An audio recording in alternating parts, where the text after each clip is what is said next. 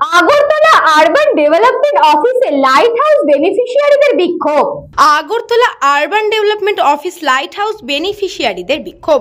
প্রতিশ্রুতির খিলাপ। 4 বছর অতিক্রান্ত লাইট হাউস প্রকল্পে টাকা নিয়েও ফ্ল্যাট দিয়ে দেওয়ার কোনো নামগন্ধ নেই। গ্রাহকদের যে সময়সীমা বেঁধে দেওয়া হয়েছিল সেই সময়সীমা অনেক আগেই পার হয়ে গেছে। গ্রাহকরা এখনো ফ্ল্যাট পাচ্ছেন না।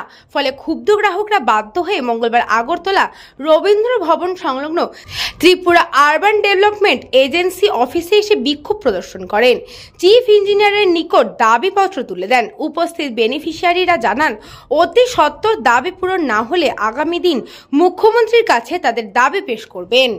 মানে পেশেন্টলি শুনেছি, আমি আপনাদের একদম ডিস্টার্ব করি না, তো একটু কাইন্ডলি আমার এই প্রজেক্ট অনুসারে আমরা ত্রিপুরা সরকার এটাতে 1000 ফ্ল্যাট নির্মাণ করতে যাইতেছে। শুরু হওয়ার পরে তো কোভিড আসলো, কোভিড আওয়ার পরে almost 2 years, more than 2 years মানে চলে গেছে। হ্যাঁ, তো কাজে যাইতে পারতেছি না, বা মুখ্যমন্ত্রী থেকে আমরা সেই অ্যাপয়েন্টমেন্ট নিতে পারতেছি না, বা আপনাদের দপ্তরও এই জন্য কোনো উদ্যোগ নিতেছে না। ওখানে কয়েকদিন হলে কাজ শুরু হয়, আবার কয়েকদিন হলে তালা মারে পাড়ি রাখে। এই সারা রাজ্যের মধ্যে 10,000 ফ্ল্যাটের মধ্যে প্রায় 400-500 মানুষের টাকা অলরেডি পেড করে দিচ্ছে। 5 থেকে 7 লক্ষ টাকা যে জায়গাতে পেইড হয়ে গেছে, সেই জায়গাতে কেন তাদেরকে এইভাবে 4 বছর পর্যন্ত আটকে রাখা হইতেছে?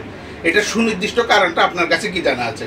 বা কি কাজের কোনো গাফিলতি, না কন্ট্রাক্টরের যারা করতেছে তাদের কোনো গাফিলতি, না আমাদের কোনো গাফিলতি, না রাজ্য সরকারের গাফিলতি? বিষয়টা কোন জায়গাতে আটকানো থেকে সেভাবে সদুত্তর পায়নি। তারা বলেছিল কেন্দ্রীয় সরকারের সাথে কথা বলবেন, কিন্তু তারপরেও এখন পর্যন্ত আমাদের কোনো ধরনের মানে আপডেটেড হয় নাই। তো আজকে আমরা সবাই মিলিত হয়েছি।